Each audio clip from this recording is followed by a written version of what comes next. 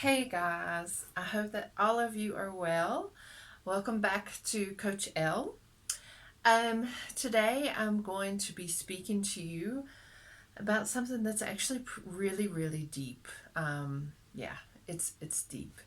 I want to talk to you today about spiritual doors, opening certain spiritual doors, and the consequences of doing those things.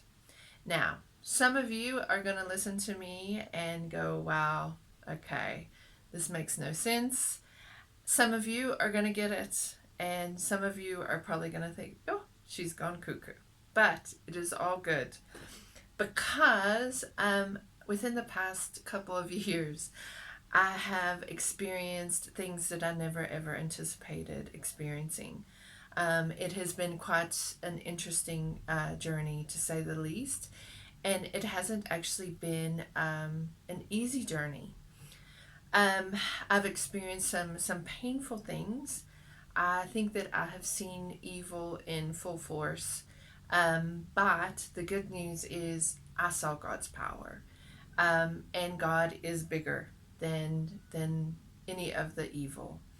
That's if you stay connected to God and you continue to pray. And sometimes we have to fight spiritual fights. And within the past couple of years, I have fought. And the good news is that God really, really brought angels into my life. I never in my life knew a prophet. Never, not that I knew of. And then within the past couple of years, God surrounded me with almost nothing but prophets and prophetesses. So strangers, guys, would just come to me sometimes. But you know, God knows what we're going through, and God sees things that we don't even see. And He arms us so that we can fight the things that we need to fight. Um, but I want to just say that one of the most painful things that I have experienced in my life, and one thing that I have realized, is that you can lose someone or people to something other than just a physical death. Um, yes, death is sad, and it's sad when we lose someone to that. But I have realized that when people choose to open certain spiritual doors, um, that you can lose the person that you once knew. I want to give you an example of something that can happen, I believe. I just want you to imagine you're going through stuff in your life, and let's just say that you're going through a rebellious stage in your life, and you're surrounded by people that are also egging you on. Oh, let's do this, let's try this. You know how friends are, especially if they're also in a space where they don't want to be, and they don't want to be alone in that space, so they're like, come join me down this path.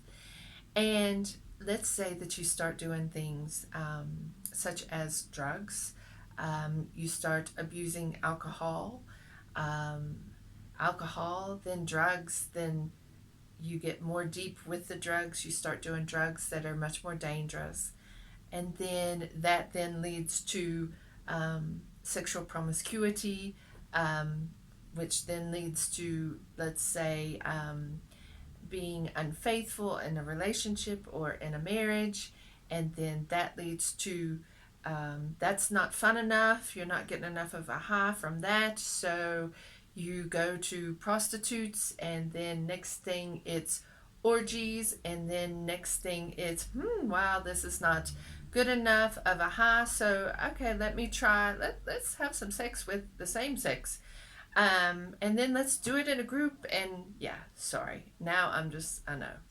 But let's say you start opening these spiritual doors and you lose yourself, but you don't actually realize that you lose yourself. You think you're having fun. And then you wake up one day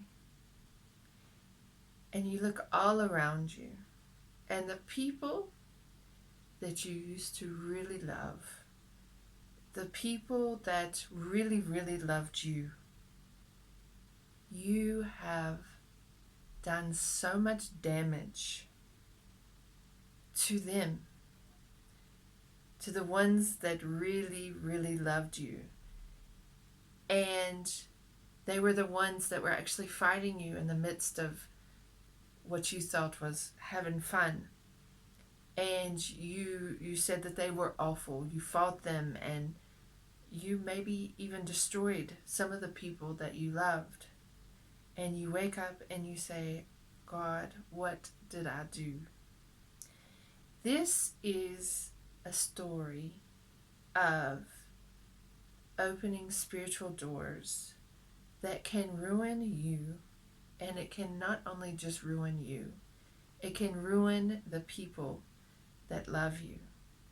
It can ruin your kids. It can ruin your mom. It can ruin your dad. It can ruin everyone around you. Unless they actually just try to get away from you and they try to make themselves believe that they don't care, so that they can therefore save their own self and soul. Because it hurts too much to watch what you're doing. They look at you, they see your body running around, but the body, it's only a body. And it's now there's a monster that's in that body. It's not the person that they used to love. Guys, that's what happens. When you open certain spiritual doors and you walk through them, to come back can be such a challenge. And the people that you love will be on their knees, praying to God constantly, hoping and praying that somehow, some way, you'll be able to come back. They look at prayer as CPR. It's like you're providing CPR to try to bring the person that you love back to life. Now, if you can't tell by the way I'm talking right now, I've experienced this, and I've experienced it with more than one person that I've loved in my life. It is a very painful thing to see and to watch. What I want to say to you is the enemy comes to steal, destroy, and to kill. He studies us, and he knows what our weaknesses are. He tries to knock us. He tries to hurt us. So much that we choose to start doing things that are bad for us, but we think at the time that it's fun. But it's only there to entice us, to pull us in, but the outcome is to destroy us and to destroy anyone and everyone around you. It's deep, guys. I know I sound, it's a bit scary, but it's just the truth. I've watched it. I've seen it. So before you choose to do things like that, I want to ask, is that what you want to do? Do you want to wake up one day and realize that you've destroyed everything and everyone around you so that you can numb yourself or have fun for a short little while? Is it worth it? Is it worth hurting yourself? Is it worth hurting your family? And then to those that want to suck others in, you're in the midst of taking yourself down, and you go, come, my friend, this is fun. You know what? If you want to take yourself down, take yourself down. Don't take people with you. Because you know what? To me, it's just really, really sad and sick. But anyhow, that's why I speak about, who are you a vessel to? Are you a vessel to good, or are you a vessel to bad? What you do, what you say, how you influence people, the choices that you make, it does make a difference. So guys, you have power. Choose your power wisely. Choose how you influence others wisely. Do you want to bring people to the light? Do you want to bring them to love and a good life? Or do you want to say, oh, let's have fun, and in the meantime, let me ruin your life, my life, and the people that love us. Guys, think about what you do before you do it. There really can be dire consequences. There are people that love you.